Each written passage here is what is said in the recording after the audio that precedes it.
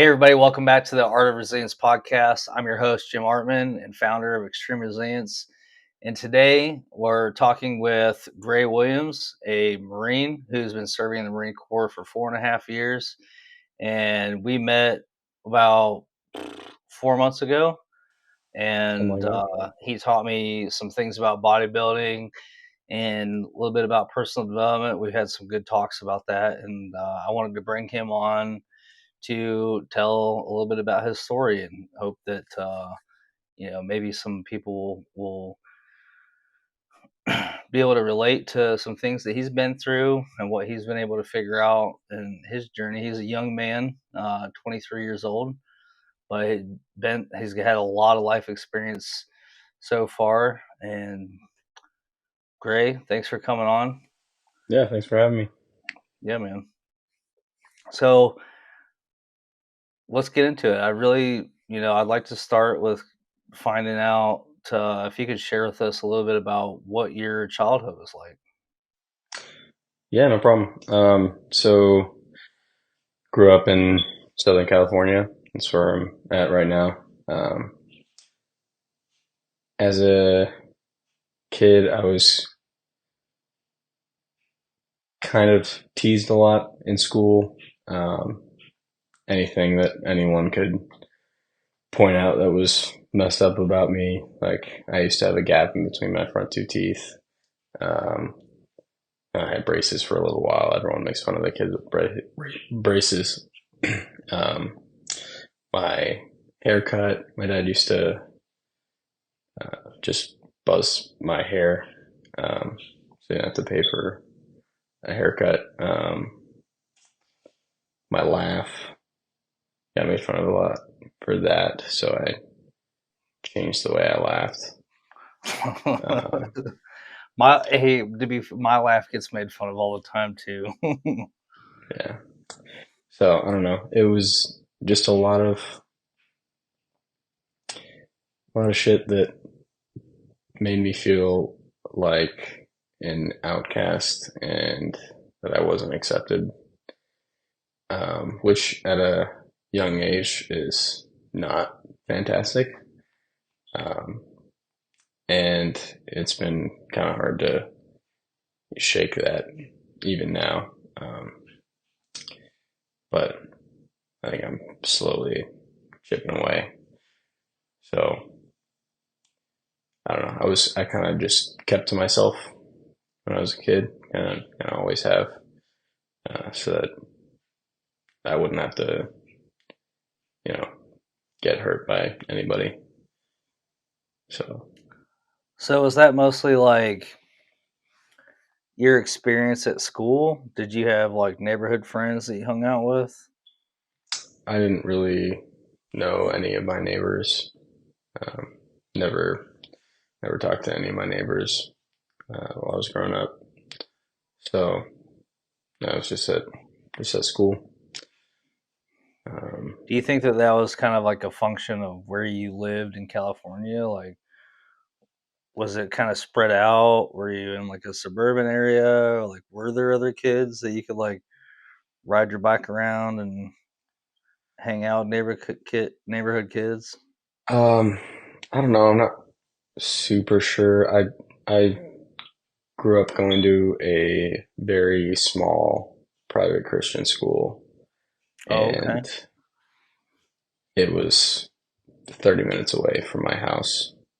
So all my friends at school lived out there, and so whenever I wanted to hang out with them, it was always a hassle, and Yeah. I usually just ended up not hanging out with them after school.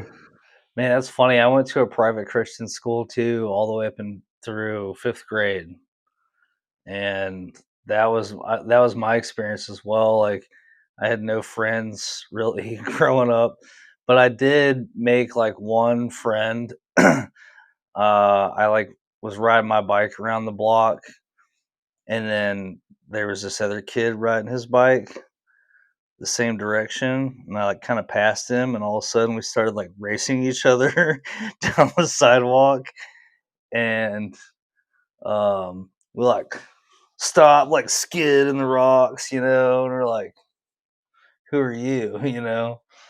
He was a few years older than me, but that was like the only friend that I had or knew in my neighborhood. Everybody else that I went to school with, like you said, lived 30, 45 minutes from town or whatever. They weren't, you know, in my district or area, like in public school. Yeah. Man, yeah, private school is different. Yeah. Preschool through 8th grade at So the these same little school. Christian kids were assholes, is what you're saying. Yeah, Yeah. that is exactly what I'm saying. Man, that's it was like that for me too, man. Because Yeah. I don't know about you, but we didn't really have money. The only reason I was able to go to private school was because my grandparents paid for it, basically. Um, so I don't know if that really had anything to do with it. Like, I was just kind of a broke kid, like my whole life, until I Yeah. went out on my own.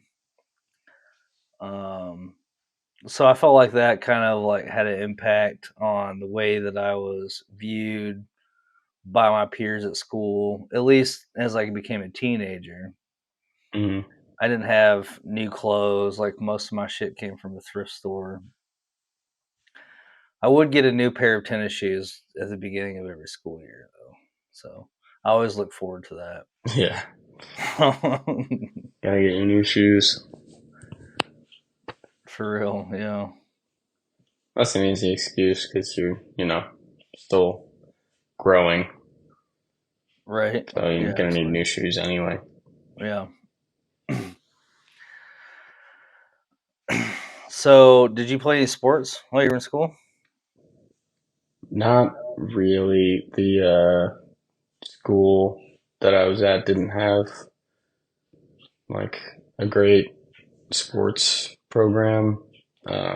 The sports that they did have teams for, they only played against like a couple other small Christian schools when they did Yeah. play. And I was never really interested in football or baseball. Um, I've never been super interested in sports, but I did play some flag football for I think 2 years at a local place near my house. They had like a Friday Night Lights thing going on. Oh, that's cool. Um, so that was really the only sport I played when I was a kid. I played one season of water polo in freshman year. Oh yeah, I forgot you told me about that. Yeah, You're the first person I've ever met that's actually played water polo. yeah, that shit was brutal, That's awful. funny. I wouldn't have. Well, I guess you're in a pool a lot. It's not a sport I would think of to call brutal.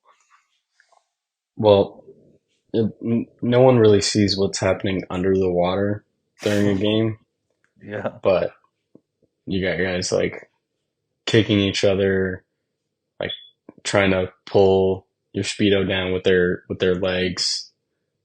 But so like you'll get distracted and mess up. Like it's like a very physical sport, and I didn't think that it was until I played a game. Also, swimming, like sprinting back and forth, sucks. Awful. yeah. I bet it's funny though. I'm laughing because to me it's just kind of like a joke. Remember, I think when we met, I told you, or when you told me that, I was like, yeah, we used to joke around about being on the Army water polo team and we would travel in Ranger Regiment.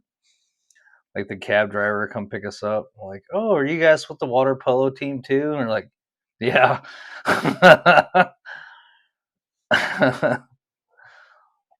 It's funny. So growing up, your parents own a CrossFit gym, right? Yeah, started it in 2009. So how old were you then? I was around 8 or 9. I think I probably just turned 8 a little bit before. And so what age did you, and you started working out in there at a pretty young age, right? Yeah, so my dad started it in our garage. Um, had like a couple members from the neighborhood that would come in for a morning workout or an afternoon workout. And I started when I was like 9, and I wasn't super into it because it's like they're all very difficult workouts, and I was just a kid and I didn't want to deal with that. Um, so I didn't really get into it until I was around 12. By that point, my dad moved the gym to a bigger space, um, so I started doing it pretty consistently, and um, he moved into an even bigger space shortly after that, and I did it until I was 18, 19. So just starting to get back into it after a couple year break. So you must have been in pretty good shape then when you were in high school. Yeah, that was in pretty decent shape. Just kind of I like to joke that I was aggressively average because with CrossFit you're training for everything, Everything. Yeah. so you're never great at one thing. You're just like okay at everything. Yeah. But yeah, I love it.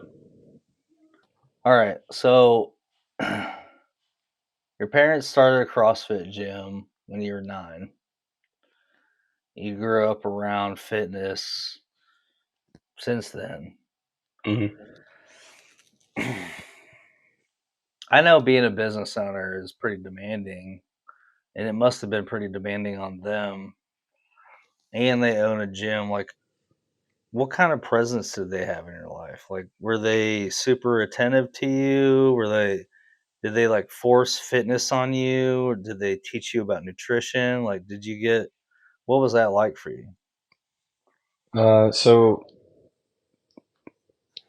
I mean, in the early days of the gym, I got exposed to a lot of the changes that they were making in their lives because my dad had never really worked out before, and um, my mom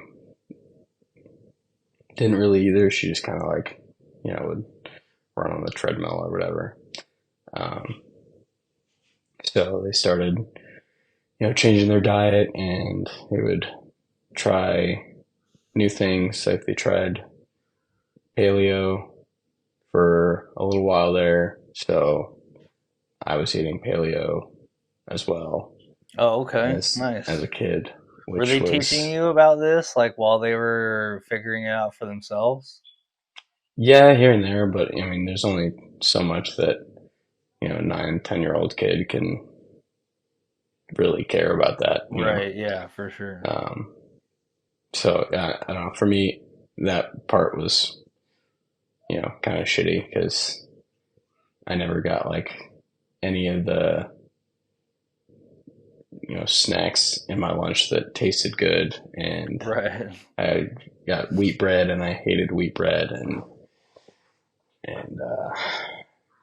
I would always like all my friends at school would have like these like decked out lunches with like Gushers and Doritos and I don't know. It was You're like, here's some grass weird. fed turkey jerky. Yeah, Anybody or want to like a trade? yeah, like a turkey sandwich, some carrots, and a Lara bar. Right. So I don't know. I think it was. I don't think it was bad per se. I didn't like it at the time, but um, I it kind of made eating healthy easier because I was forced to at a young age. So eating Do you feel like vegetables that is impacted your ability to eat healthy now? I think so. I don't know. I kind of have had issues the really I think most of my life because growing up around that I kind of was taught inadvertently that there is good food and there's bad food, and eating any bad food um, is bad for you, like any amount. So when I would get a chance to, have a treat, like have some ice cream, um, one bite is terrible. So I might as well just eat a whole pint because I don't get to do it very often. So I think I don't know, my view about food has been a little skewed, and it's been difficult to change that because that's kind of always how I've seen it. I But completely understand that. I mean, it is challenging. Like, you value your health, and like the more you learn about like what is good, what's not good, you feel like you're compromising your integrity eating a slice of pizza or some ice cream, and then you try to avoid it like the plague, and then when you fail at doing that because you're like, I just want to eat some fucking ice cream, and you feel like shit about it. yeah, Yeah, I know it's hard. Yeah, I used to get like panic attacks trying to grocery shop with women that I would date. I'm like, oh, are you fucking serious right now? You're eating that, like. But I didn't want to be the weirdo that was like, every single thing that you just put in that buggy is bad for you, hmm I mean, I try to do the same thing for myself, like, only buy Whole Foods. That's it. But every once in a while, like, I want some fucking pizza. yeah, that's I not used gonna to kill you. love ice cream. Like, my knowledge of pasteurized dairy products completely ruined ice cream for me, and it sucks. So I don't eat it very much anymore. Yeah, But when I do, I'm like, damn, this shit's good. You know. So I just try to 80/20 it. I mean, yeah, just moderation. it's not perfect. I know that. But I'm also a chef. Like my palate is, I can taste everything. Like hmm I love food, and yeah, sometimes I want to eat some damn ice cream. You know, Yeah, I feel the same way. I want some blueberry cobbler. I want what everybody made for Thanksgiving. Yeah, Without feeling like a piece of cheesecake. shit for it. Yeah, So you grew up. Well, I want to know some more. I want to know more about what your life was like as a teenager with two parents that are sending you to school with Lara bars and grass fed meat, as a kid, like, yeah, and CrossFit gym owners. Like, because I'm assuming when you were talking about like your social life and your interaction with asshole children at school, like some of that extends into high school. Yeah. A a little bit of that extends into high school.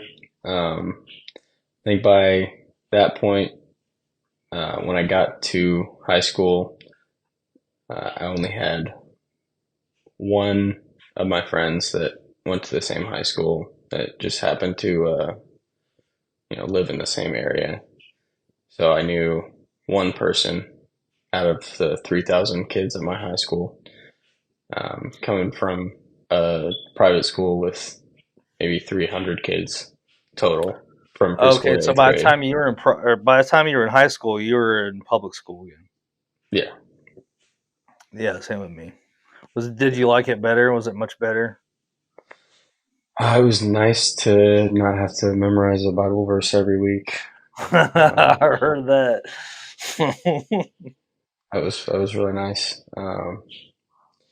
But by the time I got to high school, I learned that no one would mess with me if I just had RBF 24/7. Um, so I just kind of always looked angry when I walked around, and I walk around high school with earbuds in 24/7. Um, so I wouldn't have to talk to anybody. And I made maybe two or three friends while I was in high school. And, we would just kind of hang out during lunch. A couple of them I would hang out with, after school or on the weekends. But I've never had a super large friend group. It's always just kind of been two or three people that I'm, you know, decently close with. Did you party at all in high school? Fuck no. No. I Fuck no. I was a square. First of all, I didn't get invited to parties. But I, my mom is an alcoholic and she's been sober for, I think, 13 years now. So I didn't want to, I had no interest in drinking, um, because I knew what that could do. And I didn't really have an interest in doing any drugs. So, I just didn't do either of those things, didn't smoke or anything because, I've, grew up around fitness and drugs are bad and yada, yada, yada. So you feel, I mean, that probably, I would imagine, added to not only are you walking around with earbuds in looking like you want to kill everybody, but you also don't drink and do drugs.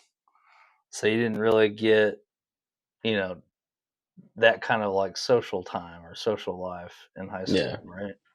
I didn't go to homecoming or prom or any of that. I went to maybe like one football game, and I think it was because my parents wanted to go. Um, but I didn't. I wasn't in any clubs in high school. I just played that one season of water polo, and I only played that because my parents had said that I had to try one sport. So You're like, dope, we're doing water polo. yeah, one of my buddies from the gym, um, he was going to the same school and he was going to do water polo. So I was like, I already know somebody that's going to do water polo, so I'll just do that. And that was Nice. it. Yeah, I can imagine that would be pretty tough.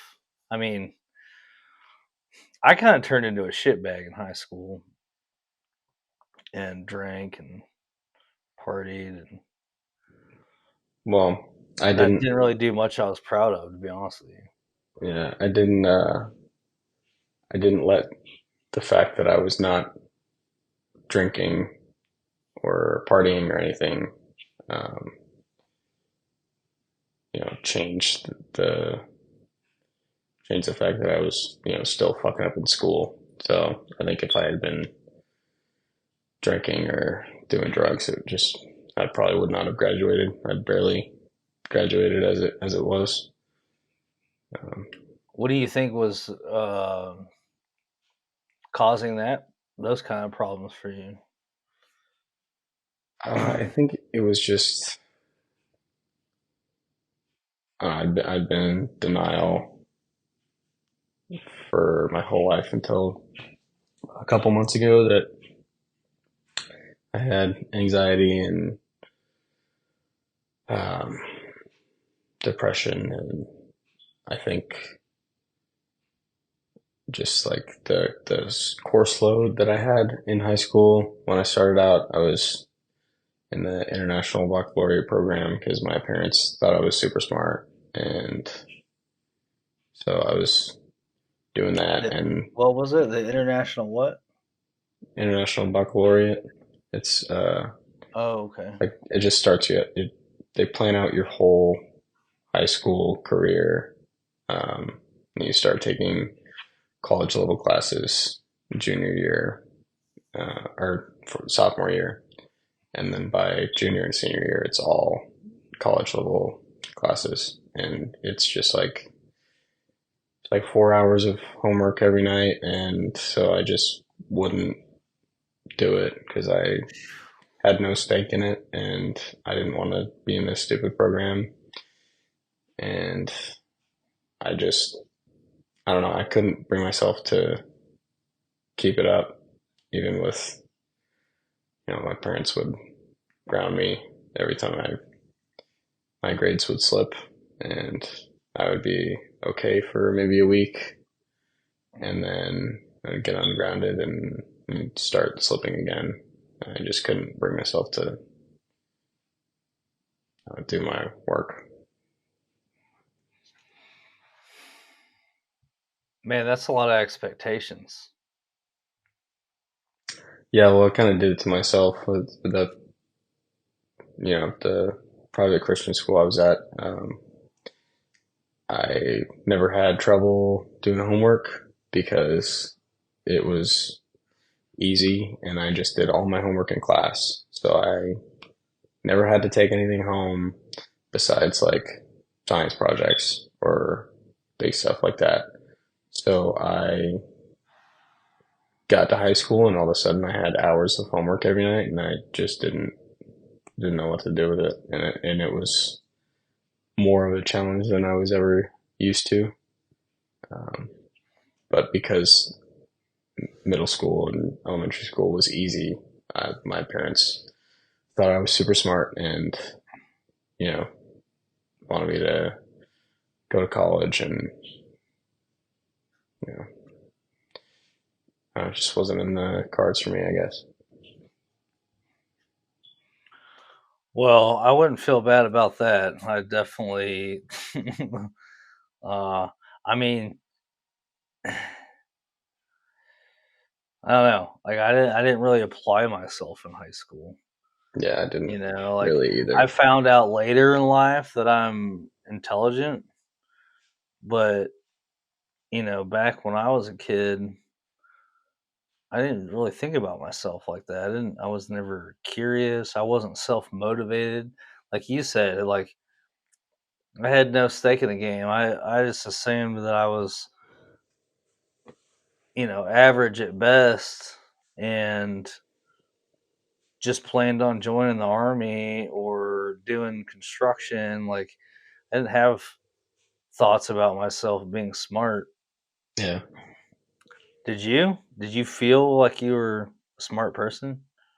All of my teachers, my parents would tell me all the time how freaking smart I was and how much potential I had. Um, I remember I messed up a little bit in like third grade, and I got a detention because I wasn't doing my work for a little bit, and so I met with the principal. Um, Actually, the I met with the headmaster. It's not called the principal because the private Christian Right. school needs the weirdest fucking name to call their principal. So I met with the headmaster, and he. All I remember from what he was saying to me was like, "Your brain is like a gas tank, and you're only operating at uh, half a tank right now. But if you fill up the tank all the way, no, some bullshit like that." So everyone has always been telling me that I'm smart, and I have never once thought that I am above average intelligence at all. Um, I don't know. I have trouble believing people when they compliment me, especially if you know, like my parents. I don't know. To me, it was always like they have to say that. Like they're not going to call me a dumbass. Um, so I don't know. They're biased. So why would I believe them? Yeah, and I completely understand. My mom's the same way. I feel like she would like help me hide a body even if I was wrong.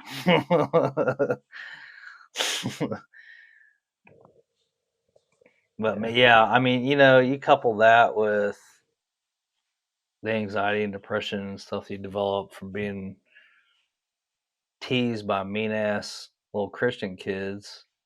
Yeah, I think it was Yeah, just like, why the hell would you give a shit about being extra, yeah. you know?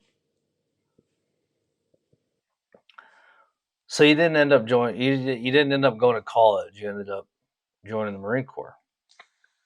No, I didn't want How to. long after you graduated high school did you end up going into the Marines? It was around 6 months. I went into the delayed entry program like right as I was about to graduate, and I was in it for 6 months, mainly so that I could just spend one last Christmas with my family before I left, which was, probably smart because I didn't end up spending another Christmas with them until last year or last December. Um, so I, yeah, like I said, I didn't want to go to college. I knew that my grades were shitty and my transcript sucked. So I wouldn't have gotten into a good college, and I didn't want to do a community college for a couple of years and then transfer. And like school was just not something I was ever interested in. And I, mentioned to my parents offhand, I think when I was, freshman or a sophomore, that I wanted to, join the service. And, until senior year, I didn't know that there were like different branches. I thought army was synonymous with military. I Um, mean, isn't it? yeah, Shouldn't so it be? I'm just kidding. so the way they got me was a little bit funny. I was snowboarding in Big Bear, and the Marines had a pull up bar set up, and I love doing pull ups. So I got up there and did my 23 pull ups, and they were like, you can get this black shirt. And I was like, cool, free shirt. And they were like, wait, you gotta put your info into this real quick. So I like put what school I was at and my phone number and my you know information, and didn't realize that I was gonna start getting calls from recruiters. Um, They were like, "Damn, this motherfucker can do like 23 pull-ups already." yeah. Uh, Yeah. so I started getting calls, and I would just ignore them.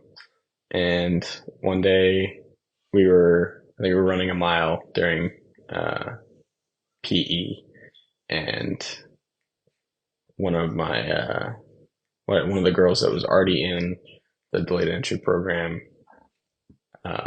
came up next to me, and she pulled her phone out, and she had the recruiter on FaceTime, and he was like, hey, man, like, I just want to talk to you, ask you a couple questions, like, no obligation to sign anything, blah, blah, blah, blah. And at that point, I was, worn down. I was like, I'll just talk to him.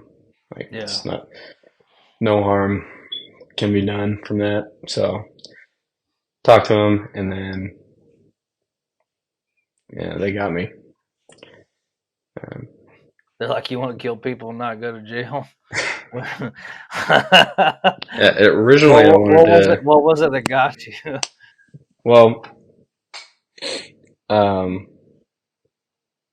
I think a big part was I never really felt like I belonged anywhere. And so I got an opportunity to feel like I was, a part of something that was bigger than myself. And that was attractive. And job security and steady paycheck, it's also attractive. Originally, I wanted to be infantry, but I got a 98 on the ASVAB, and my parents talked me out of that. So I picked Seaburn because it came with a $7,000 bonus, and here I am. 98's pretty good. You are a big brain. The ASVAB wasn't like, I know it's not hard. yeah, uh, That's probably a it's good enough GT score to do about anything you want to do, right? yeah, Yeah. 137 or something. 137 GT score. Holy I smokes. only need a That's the high. 110 I for think that's the Seaburn. highest GT score that I've ever heard. I've met somebody that had a 136 one time. A couple of my couple of people I've met in the community, I met two or three people that got a 99 on the ASVAB, but Seaburn's like, it's just full of autistic kids, so it kind of makes sense that they would do well on the ASVAB. Man, 136 on that GT score is pretty good. Or 137, sorry. That's all right.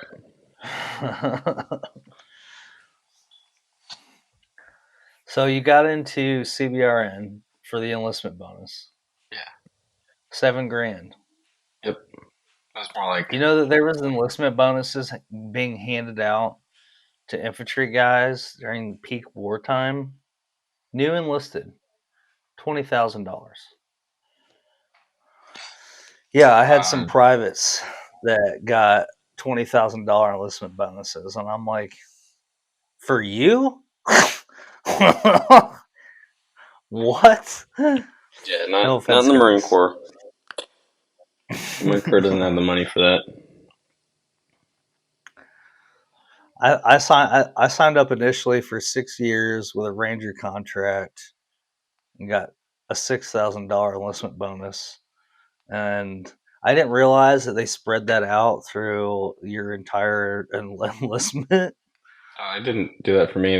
They paid in a You got a lump lump sum? sum. Yeah, when I graduated the schoolhouse. Oh wow. Oh, I got like a $870 payment or something once a year. Damn. Well, um, at least you're not blowing it all at once. yeah, I guess maybe that was their thought process too.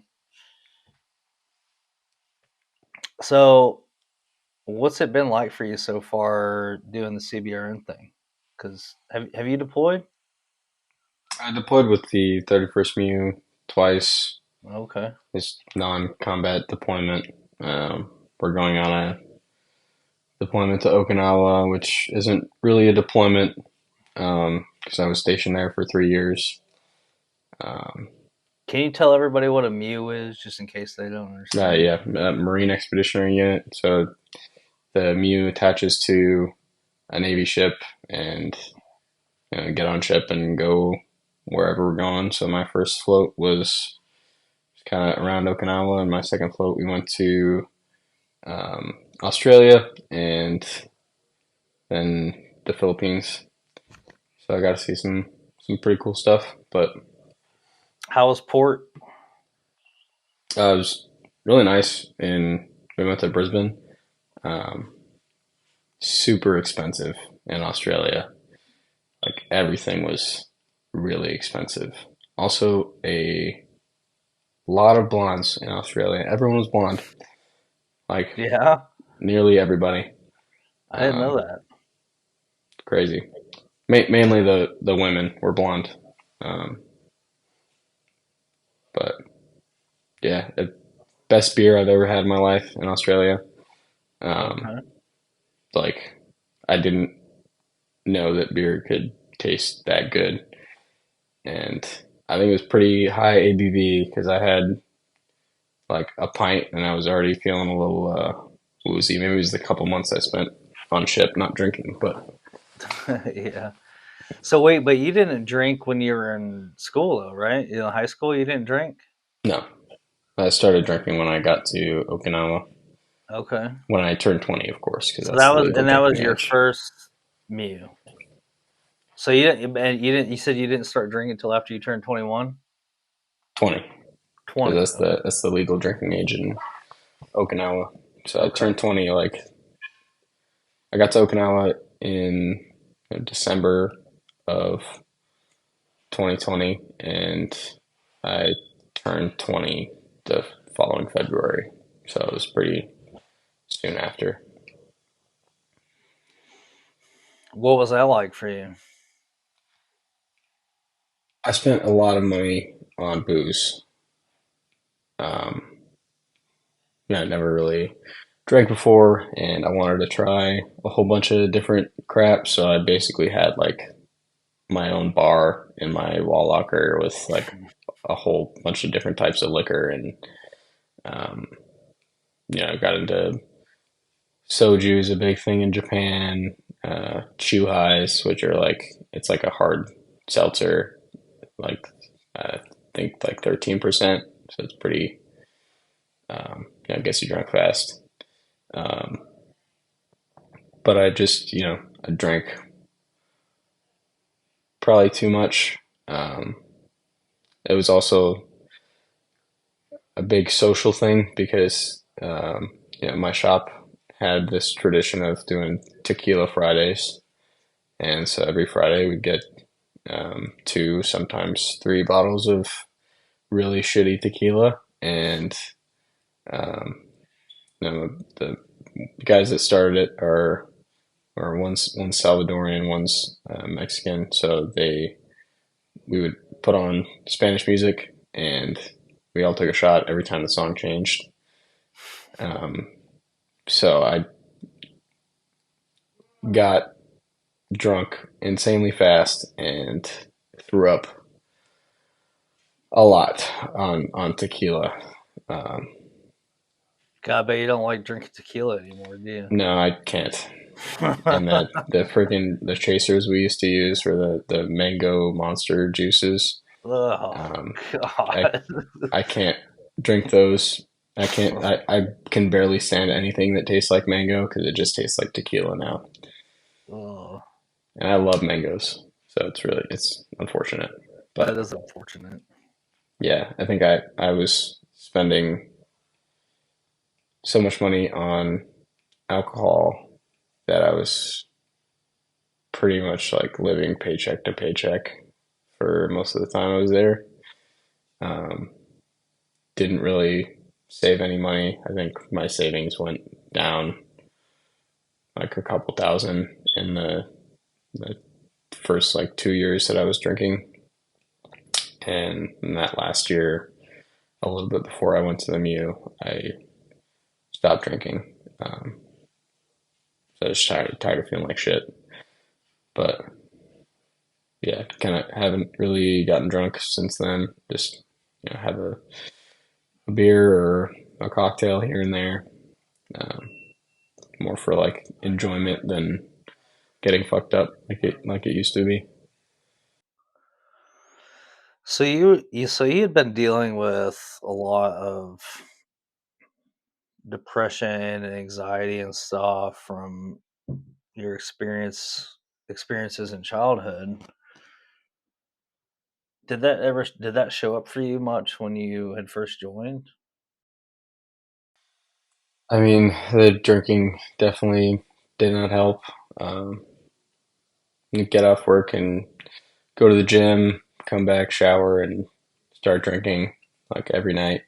Um, which I think the reason I liked it so much was because I have a lot of social anxiety, and it was just so much easier to talk to anybody when I was drunk, and I just didn't have that anxiety anymore, and that was just a really, really good feeling.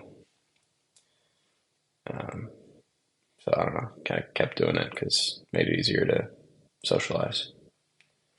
And so how do you feel like it negatively impacted your mental health, Yeah, afterwards? I Kind of a wasn't double-edged really sword? sorry. It was kind of like a double-edged sword, like it gave you the lubrication that you needed to be social, but at the same time you had this like lurking Yeah, childhood stuff, that kind of hanging over you that would do you feel like it exacerbated that or kind of made it more present for you afterward, the it aftermath? it definitely didn't help in the long run. Um, I just kind of always felt like there was this gray cloud uh, following me around everywhere. So No pun intended. yeah, um, so drinking kind of made it go away for the time that I was drunk, and um, because I was drinking so much, my sleep was really shitty. And I usually wouldn't stop drinking until you know one or two a lot of nights, and I'd have to wake up at 5 and go to PT. Um, so just I was just surviving the day by you know drinking 600 to 900 milligrams of caffeine just so that I wouldn't pass out, and just hungover all the time, and just it kind of made everything shittier. But I was just like really enamored with the fact that it was that temporary feeling was really really good. Like it gave you a And social life for the first time, yeah, basically. That makes and sense. yeah, it also doesn't help that like the you know part of the culture of the Marine Corps is like everyone drinks like a lot, and so it's kind of hard to stay out of that. Um, a lot of peer pressure, and sometimes like a lot of hazing with alcohol. I remember there was I think shortly after I got to Oki, there was this kid that was new to the island, and his NCOs um, made him like drink liquor until he passed out, and he was passed out, and they kept pouring liquor down his mouth as he was out, and he died from alcohol poisoning. Holy shit, Yeah. Um, man! I so bet that. I bet that was not a good situation for your whole unit. Yeah, yeah, that wasn't Damn. wasn't great. Did you know that guy that happened to? No, I remember an ambulance pulling up to the barracks and they hauled this kid away, and I heard what happened later. Man, I bet some But people went to jail for that one. oh yeah, rightfully so. Yeah. Damn. That's awful. Yeah, Man, people do some fucked up shit in the military, don't they?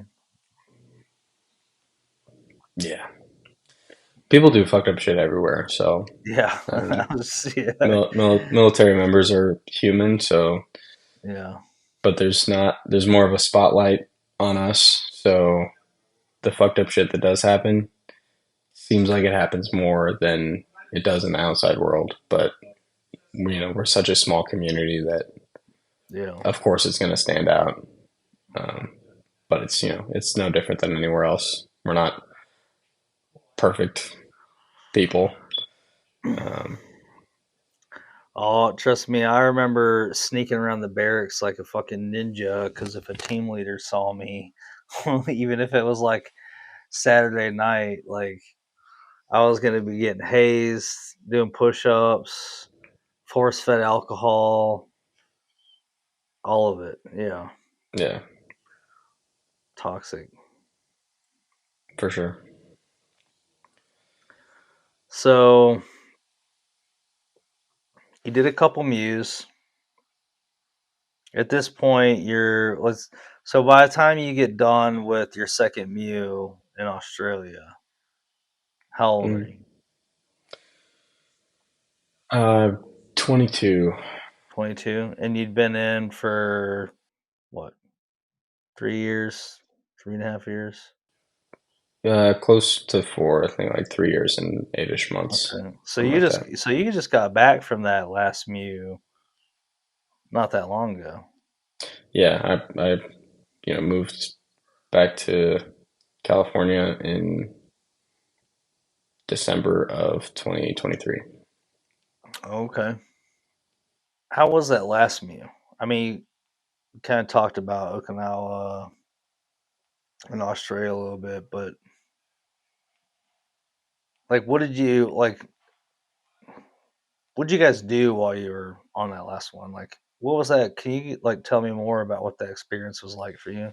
Yeah, so I mean, for a lot of Marines at the MU, it's normally like pretty chill. Um, Most of the time, you don't have a lot to do because um, most of the sections or some of the sections don't get their own workspace on ship because most of it is Navy.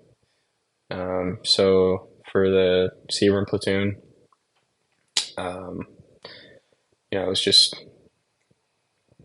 training whenever we could. It was really only like an hour of work a day. We'd go um, before or after dinner and do a class or do some prac app stuff to practice with the equipment. Um, but the rest of the day is you're sleeping or playing video games, going to eat, whatever. And then at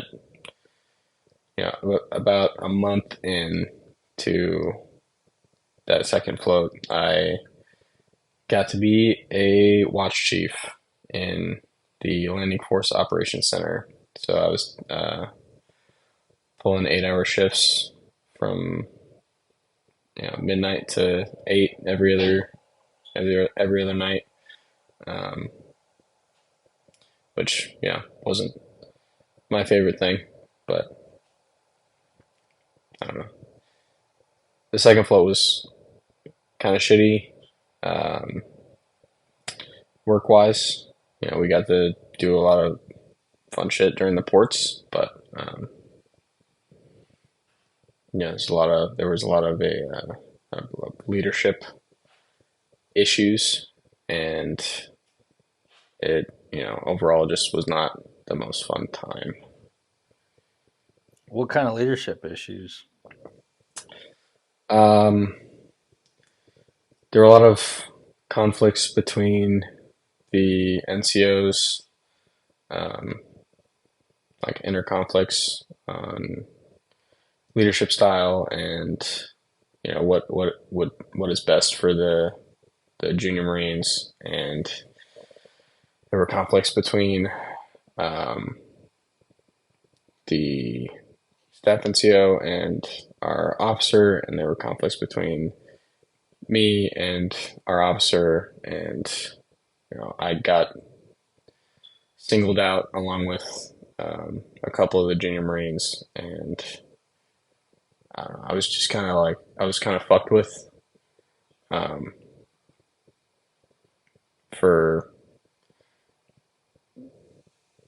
no good reason other than I had differing opinions about how to take care of and lead Marines, and by proxy, they got fucked with as well.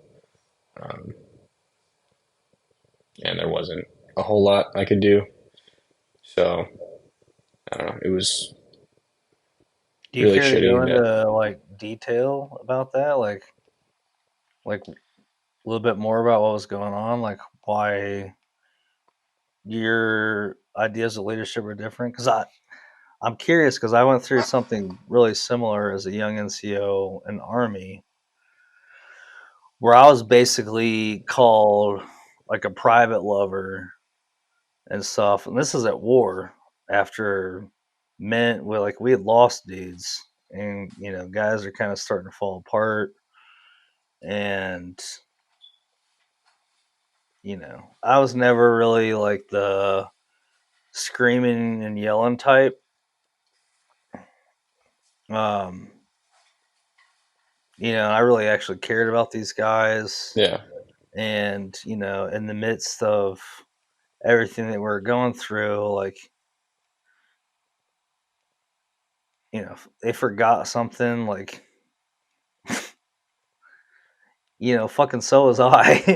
yeah, Like, but, I got backlash from my peers, like, for, we'd hear, like, get a fucking straw, suck it up. It's like, man, that's not helping anybody, you know? So yeah, I'm curious, like, if you care to share, like, what kind of stuff were you dealing with? yeah. So I don't want to go into a whole lot of detail, but Sure.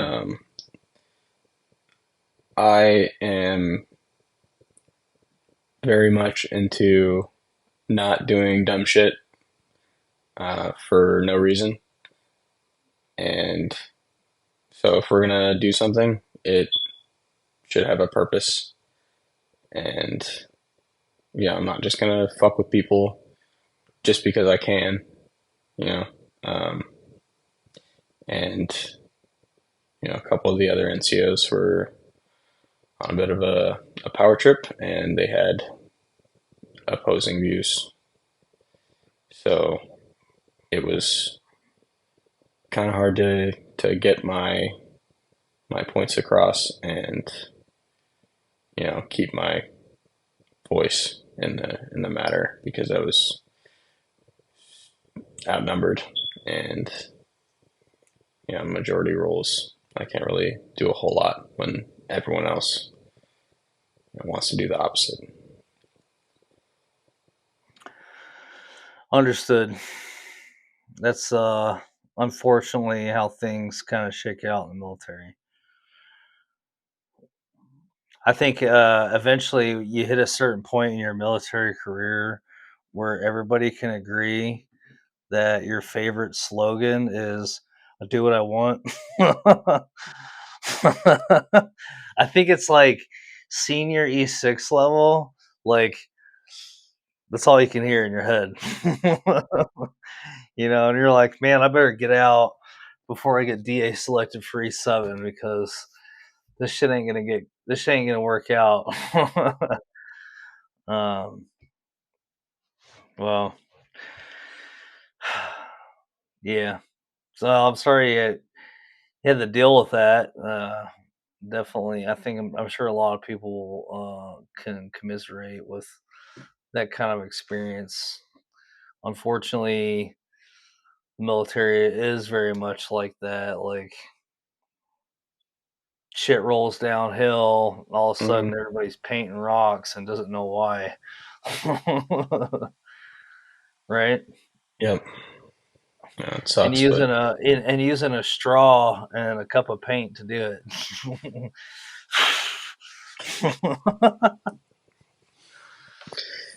mop in the rain. Do what? Mop in the rain. Mop in the rain, exactly. Yeah. I seen a platoon of privates um mowing a parade field with scissors one time at Fort Benning. Well, now Fort Moore. That was fairly entertaining. Jesus. Yeah.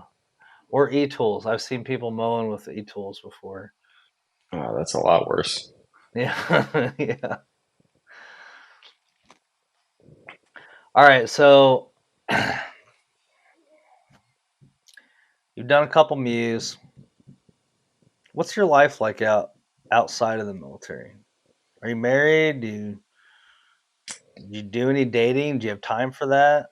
Um, I haven't been in the dating scene a whole lot um, the past couple of years. I just I don't really have the emotional bandwidth for a whole ass person, um, and I don't. I can. I'm still figuring out how to take care of myself, and I can't focus on that when I have to take care of someone else also. So I haven't really been looking for a relationship or anything. I've just kind of been trying to, be happy by myself. So, just slowly learning how to do that. Can you tell me about that? What's that look like? I have always been super hard on myself. Um, always felt like I needed to be perfect, and whenever I fell short of perfection, I would, beat myself up. So just trying to work on giving myself a little grace, forgiveness. I'm just kind of I'm not being super strict with what I eat. Just counting calories is has been pretty bad for my mental health. Because again, with the perfectionism, anytime I messed up or anytime I have not looked absolutely perfect, which is always, um, I would just beat myself into the ground about that. So I'm just, trying to, that's one of the reasons I got back into CrossFit was because it doesn't really matter how you look. It's all about performance, and I feel a lot better working on performing than I do working on looking a certain way and not looking what I perceived as perfect. Like for the past couple months has been difficult, but it's getting easier. Looking at myself in the mirror and not seeing a fat piece of shit, um, which even at my leanest, I did not think that I looked good. Um, so So I've made how some. long were you focused on physique, like the body, like because you did bodybuilding, you hired a coach. Yeah. And how long were you doing that? Well, the I didn't hire a coach until got I wanted to get a little more serious about bodybuilding because I never like before that I never really had um, a specific plan. Like I knew what I liked to do on certain days, um, but I didn't have like a certain rep scheme or amount of sets that I wanted to do. You could just kind of did what I felt like doing. So I just kind of wanted to dial that in, and I was tired of feeling like I looked like shit. So I wanted to, cut down and was eating like 2,000 calories a day for 2 months. And at a certain point, it just got to be too much for, my mind. Um, just constantly being absolutely exhausted physically and exhausted mentally from trying to fight the urge to just eat everything I could get my hands on. And um, so I, backslid and, I landed in Desert Parkway. Um, so. So you already had this tendency of perfectionism and maybe even kind of always feeling like you're never doing good enough. And Yeah, then you dove into bodybuilding, physique building, which really just intensified that to where no matter what you did, it was never good enough. yeah, Yeah, that sounds pretty rough.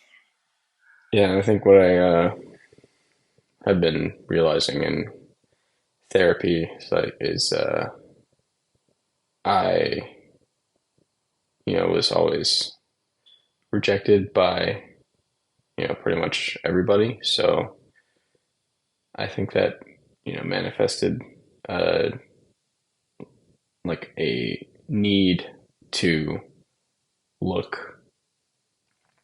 a certain way. And whenever I did not look a certain way, I felt that I would, be rejected or bullied or what have you. Um, so, I beat myself up always. Um, just found like the smallest little insignificant thing that was, quote unquote, wrong with how I looked, and I would, fixate on that. Gray, I'd like to shift gears with you for a little bit, Okay. if it's okay, because what you're like, just what you're talking about right now, like internally, I feel like I can relate to. Like, I mean, I feel like you've probably accomplished more in the physical bodybuilding world than I have. But I mean, I grew up in Ranger Regiment. I was a sniper 8 years. Now I'm fucking 38, still trying to feel like a 19-year-old. Hmm. And it's not the same. I mean, I can still do a lot. Don't get me wrong, Yeah. but I've gone in and out of those cycles of being shit hot and then falling off the health wagon, like getting back on, falling back off. And I think there's probably a lot of people that really can relate to that. And for me, it's kind of, when I think about physical fitness, exercise, eating healthy, nutrition, it's not really like it used to be where it was like this part of my job, like I'm expected to be able to perform at a certain level. Now it's more of I just want to be I just want to feel good. You Yeah. know, like I want to live long, I want to be a healthy person. I want to be able to do all the things that I want to do. You know, we talked offline. I told you that I'm like trying to mountain bike all day in the Pisgah Mountains Hmm. and and figure that out. And so for me, it's become part of all encompassing sort of my personal development journey. Like how do I make this sustainable for myself? What parts of this do I enjoy? What parts of this do I not enjoy? Because if I get hyper focused on trying to look a certain way or build muscle and stuff, like I start feeling the exact same way like you described. Like I'm disgusted with myself. Like even sometimes when I work out or go run, I'm like, it doesn't feel like it used to. Hmm. I'm always comparing myself to my younger, more fucking physically fit, capable self in the military. And when I don't perform at that level or it hurts afterwards, I'm like, Hmm. man, I fucking suck, or I'm a fat ass piece of shit. And that's true. That's how I feel. Yeah. I get stuck in that same kind of thought process. And I think my wife does too. We work out together a lot. She's sometimes more worse on herself than I am. But I guess what I'm trying to ask you is like, how is your fitness journey, how like tie into what you would consider like your values? Um, it's a good Like, do you question. consider it self-care?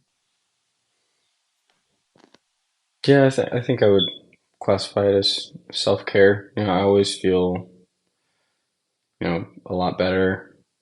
Feel accomplished after a good workout. Um, so it, I think I get a little boost every day I go to the gym, and it's usually, you know, pretty hard to take a rest day because of that, because I have you know, no serotonin boost after I go to the gym, and I'm just, I'm generally pretty low most of the time. So when I don't get that boost, it's pretty rough. But I love working out, and I love the way I feel mostly afterwards with CrossFit. During kind of sucks really bad. Um, but I feel fantastic after I'm done. You know, laying on the floor because I can't stand. Um, but I feel like I did something. Like I worked hard, and it's a good feeling. What do you think your life would be like if you didn't do those things? I I couldn't even tell you. I cannot imagine my life without the gym. Like I have no idea what I would be doing um, instead of that. Like it's the only thing I've ever known for the longest time, and I don't think I'd have it any other way. How do you think that it would impact your mental health? Well, and I want you to think about the way you answer this question because you've told me that the gym, like working on, bodybuilding and stuff, has fucked you up. But now you're talking about CrossFit and you love it. I'm asking right now in this moment, how do you feel like the exercise that you're doing regularly, the way that you view it, your relationship to it. How do you feel like that affects your ability to function in a healthy way mentally? I think it's a lot easier than bodybuilding. Um, I'm not, I would always, anytime I pass by a mirror, I would flex, you know, show off a little bit of muscle, and because like that's all I would focus on. Um, and I haven't really, felt the need to do that, and I felt, not, I don't feel amazing about how I look right now, but I'm starting to feel better about, you know, being okay with not being perfect. And I think CrossFit is helping a lot because it makes no difference how you look. I mean, we got all different types of people that come to the gym, like anywhere from, we have the kids class, a couple times a week, as young as like 5 years old.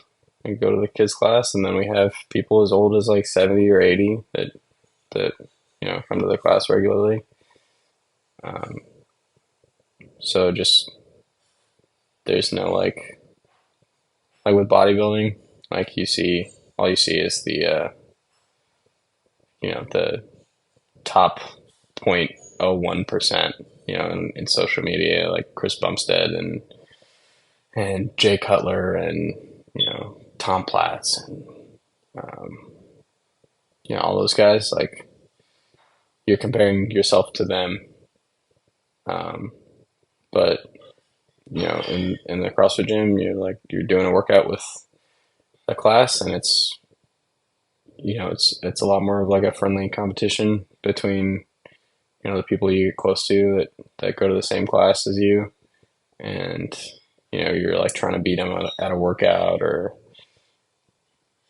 I don't know. It's a lot more social than bodybuilding is, which I think also is helpful for me because I get to work on my social skills instead of going to the gym with my headphones in by myself and staring at myself in the mirror. Just like focusing on other people and not me, I think has been a game changer for my mental health. Do you ever get beat by anybody younger than you?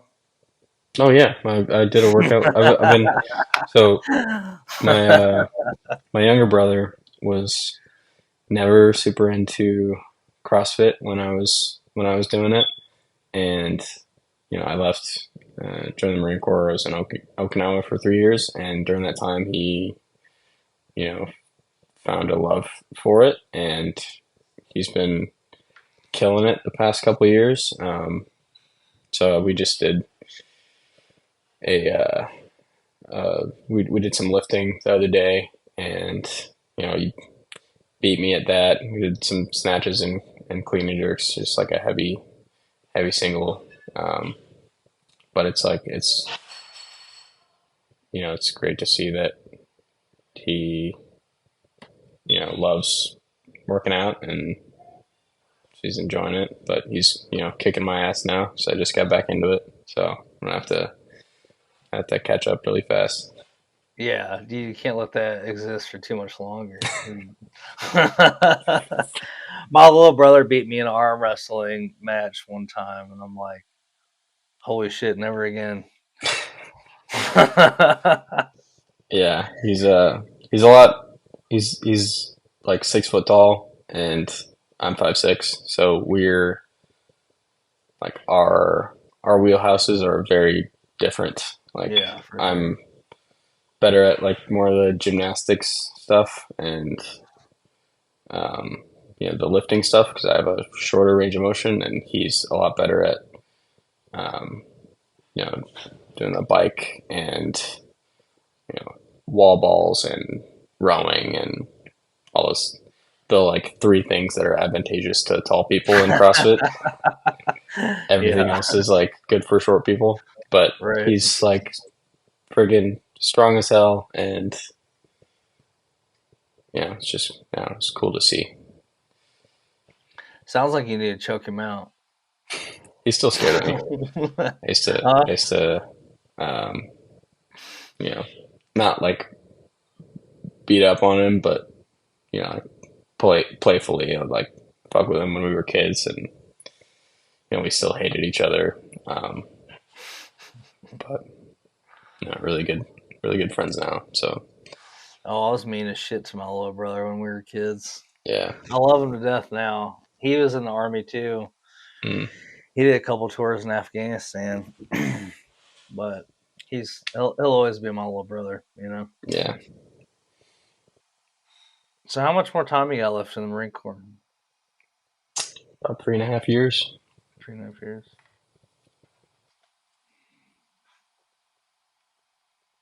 What do you feel like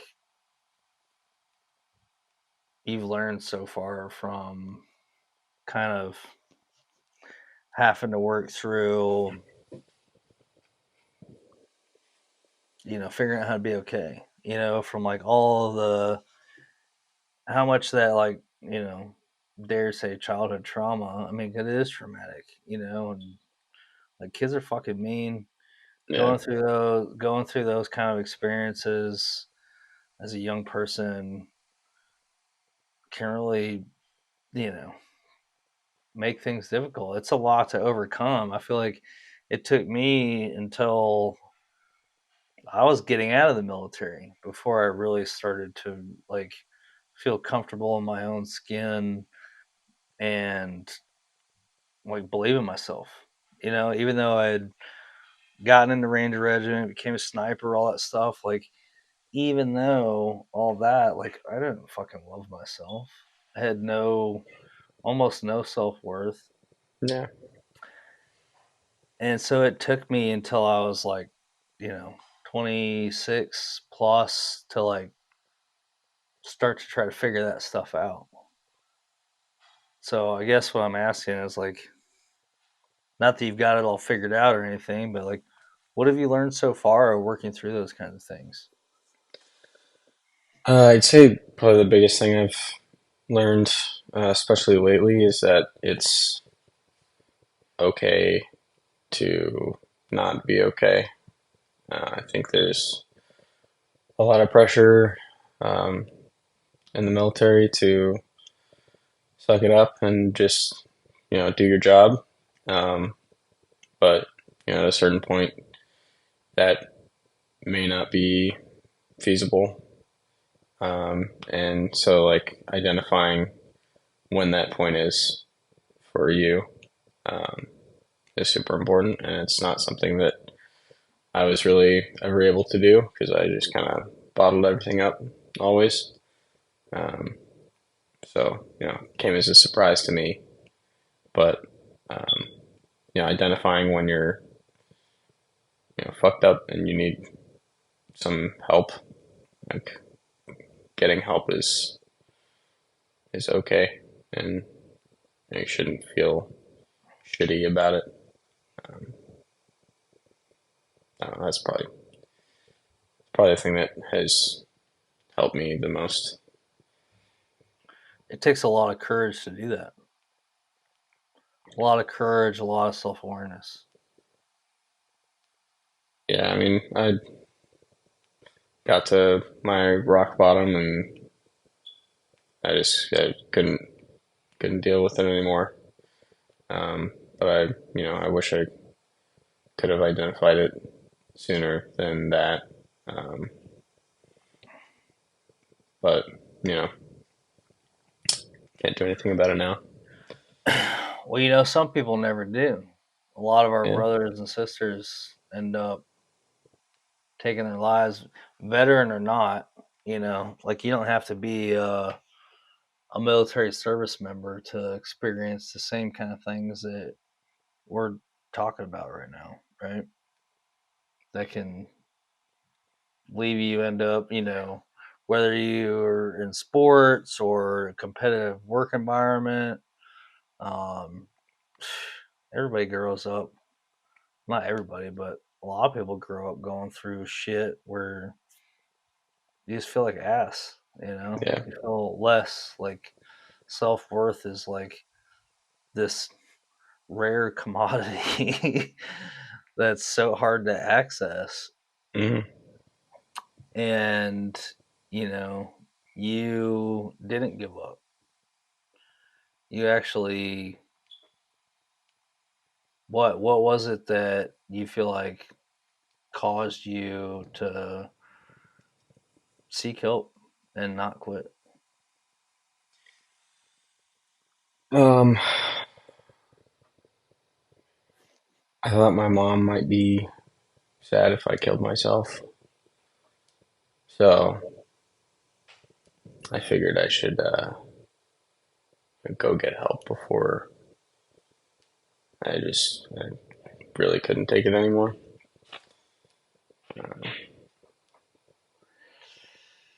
It's funny you So say that.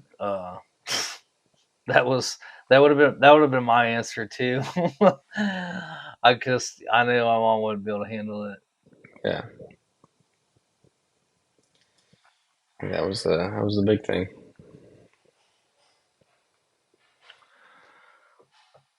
What's important? What's the most important to you right now in your life? After everything you've gone through, you got 3.5 years left in the Marine Corps. What's the most important thing for Gray right now? Right now, I'd say it's my family. I've I've never in the past I never was good at talking about anything. So whenever my parents would ask me what was wrong, I just give a one-word answer. Say, I'm fine or I'm good, and they constantly had to press me to get any information. Um, so I don't know. I'm you know opening up a lot more than I was ever able to, and I feel like I'm a lot closer to them than I was before. Um, I've been coming home every every weekend, just hanging out with them. That's awesome. Yeah, it's Yeah, just I it's mean, I feel you. Like the older I've gotten, the more I realize like family's everything, man. Like I love being there for family. I've got great family too. All my siblings are incredible. I've got awesome relationship with my mother. Um, and I just want to. I care less and less about making new friends than I do getting to spend more time with my family. yeah.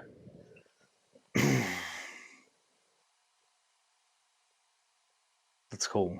What do you think changed that enabled you to kind of communicate what was going on with you easier?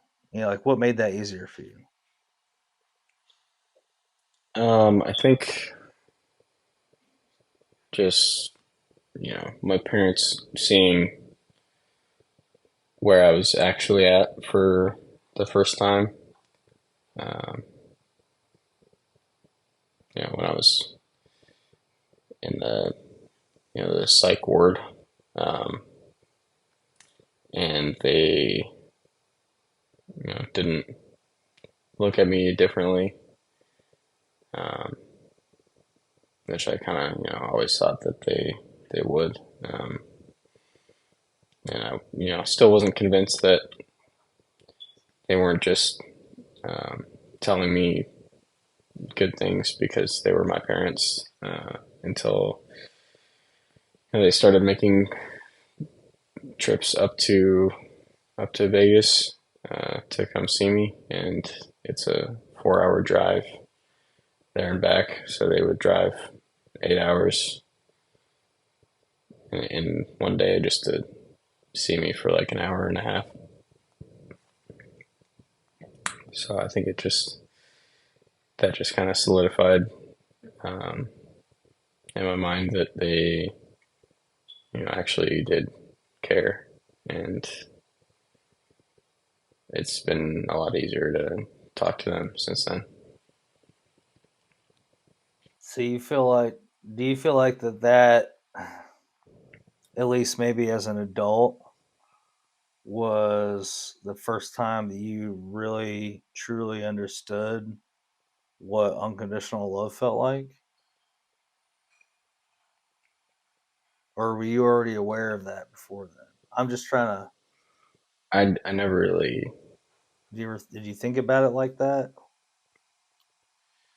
I don't think I thought about it like that, but I do understand what you're getting at. I don't think I ever let myself feel loved before then. Is it like you didn't feel like you deserved it? Yeah, I never deserves anything. Do you feel like you deserve it now? I feel like I deserve it more than I've ever felt like I did before. Um, still still working on it, but yeah, it's better.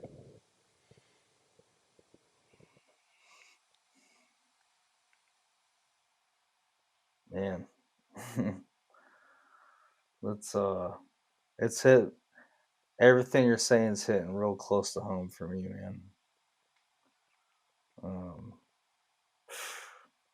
I'm still working on it too, buddy. Yeah, it's not easy. It's crazy that I mean, we look back on our life and it's like life wasn't that bad. Wasn't that hard? Yeah, sure. Some kids were mean to me, or I went through this or that. So many more people have been through way worse shit. Like I'm just being a fucking pussy or Yeah, something. But the reality is like I don't know. It doesn't take much to create the trajectory that results in where like loving yourself is really challenging. You know, yeah, where you feel like you have to earn love. Like value is this you know, thing that has to be earned and demonstrated. Otherwise you have no, like, why would anybody love me? Like, I ain't shit. yeah. No, I get it. Fucking sucks. Well, I'm glad that you've been able to experience that, and you've got, your family that I'm sure is pouring their love into you. I mean, when I saw you in a different room for the first time, I was like, I could just tell, like, that you're an awesome dude. And when we started talking, it was very clear. um, to Appreciate me, that. it's like nonsense that you would feel that way, but I'm sure you can see somebody else going through a similar experience and feel the same way. It's like, Yeah, I really appreciate you talking to me about all this stuff. I think, you know, there's a lot of people that could probably relate to what you're saying. yeah. I mean, hope it's at least helpful to one person. Yeah, Well, you said something that was really poignant that I don't want to not pay attention to, which was that after you experienced your parents coming to visit you, traveling all that way over and over again, then it became evident to you that they really loved you, cared about you. You know, it helped you to feel more comfortable being vulnerable and communicating how you were feeling because you felt what, safe? Yeah. Um, I don't know. It was hard to convince myself that they didn't care or they were just doing it because they had to when, you know, if that was the case, I don't think they would drive 8 hours just to see me for one. Um, so I couldn't really use my cop out that I had used my whole life. So I don't know. That was like the first evidence that, convinced me that they cared. And do you feel like that provided some sort of sense of like security or safety that allowed you to, tell them how you were feeling, what you were really dealing with, instead of Yeah, saying I'm fine? I didn't feel like I was alone anymore, like I, always did, and I felt like I had them to lean on when I needed it, and it was a really comforting feeling that I never felt before.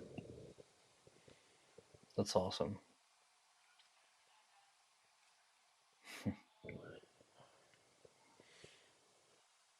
That's great, man.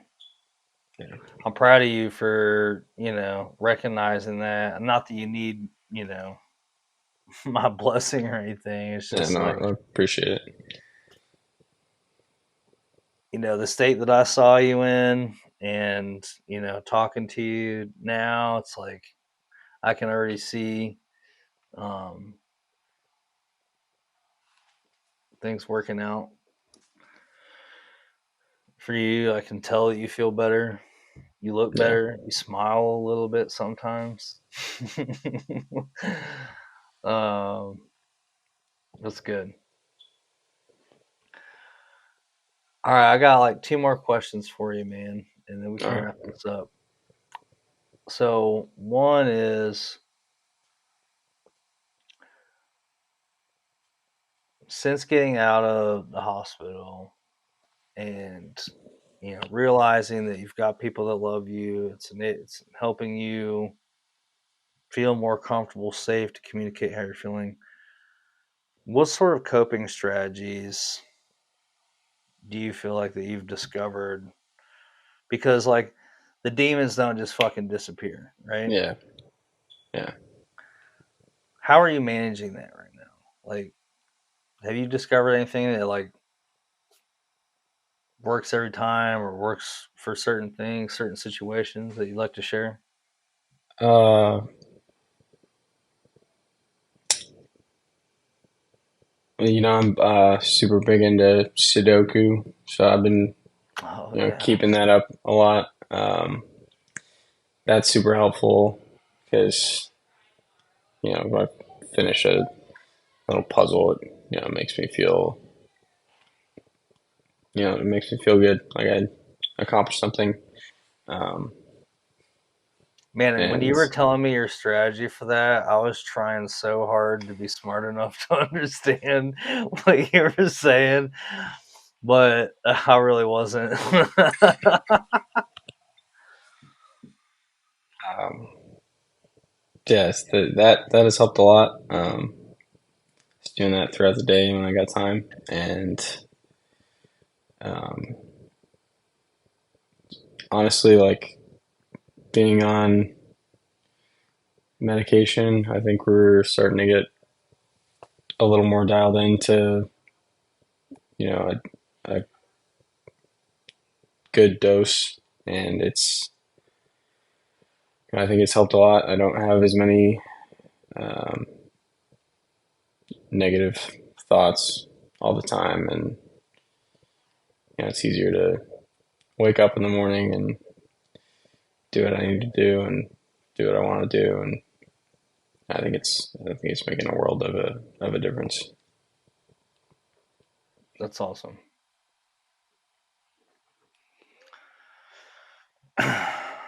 All right, last question. What are your plans after you get out of the So Marine? yeah, right now, I think I want to go to school, um, either get a degree in like nutrition or kinesiology or something to expand my knowledge of the fitness world. Um, so I think that's where I want to work when I get out.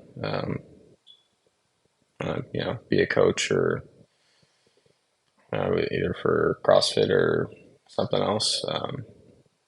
It's really been one of the only things I've been passionate about in my life. So I, want to, if I could do that as my job, I think it'd be pretty sweet. I mean, with a 137 GT score, you better fucking write a damn book about kinesiology. Oh my God. And I'll hire you as a coach.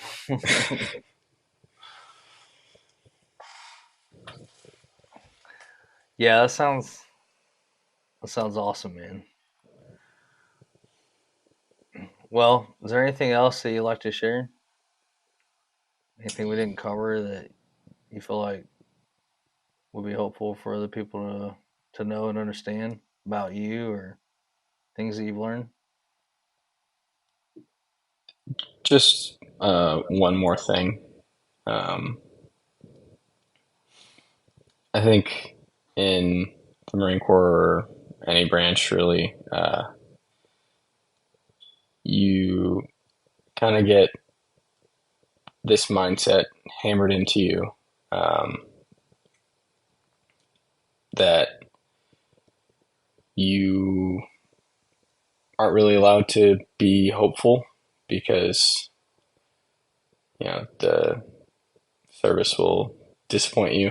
Um, Plans get fucked up, your life gets shuffled around, um, and you don't really have any control. So holding your hope out for something is very difficult because 9 times out of 10 you're setting yourself up for disappointment. So just expecting disappointment is sometimes a lot easier, but after doing that for so many years, I was just always in a really shitty mood because I always expected the absolute worst thing to happen at all times so that I wouldn't be disappointed. And I it's just not a good way to live. And I think everyone should know that it's okay to let yourself imagine the good outcomes of whatever might happen instead of just focusing on everything that could go wrong. um, I think it's a lot more healthy, and it's helped me a lot. That's some damn good advice, Gray. I Thank remember you. many times as a young team leader being told that I fucking cared too much and to quit caring so much, and it used to piss me off. I'm like, what the fuck do you mean quit caring so much? Am I just supposed to like quit? Like, Yeah, oh, whatever. Like, oh, I don't need to train my guys harder or whatever. Like, what happened to fucking a standard? A yeah. standard for myself. Um, but yeah, that's pretty good. I don't think I've ever heard anybody say that before. Probably not the first, but you know,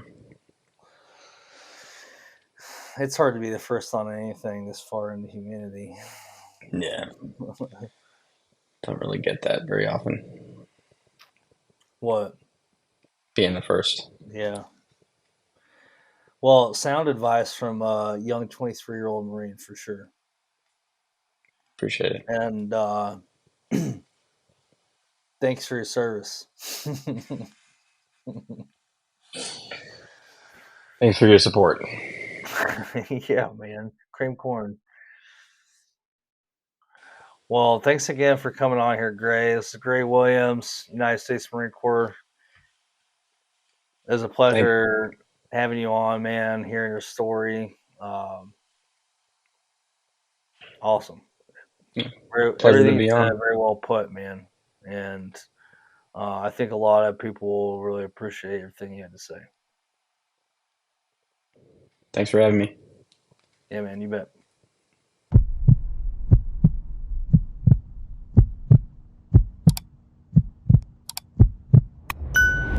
Thank you so much, everyone, for listening. We really hope you liked this episode. Please don't forget to like, comment, and subscribe to our channel. It truly helps, and we appreciate it immensely. And one last thing, guys, please share this video to everyone you think it may help. It allows our content to reach those that may need it most. But all right, see you next time. Peace.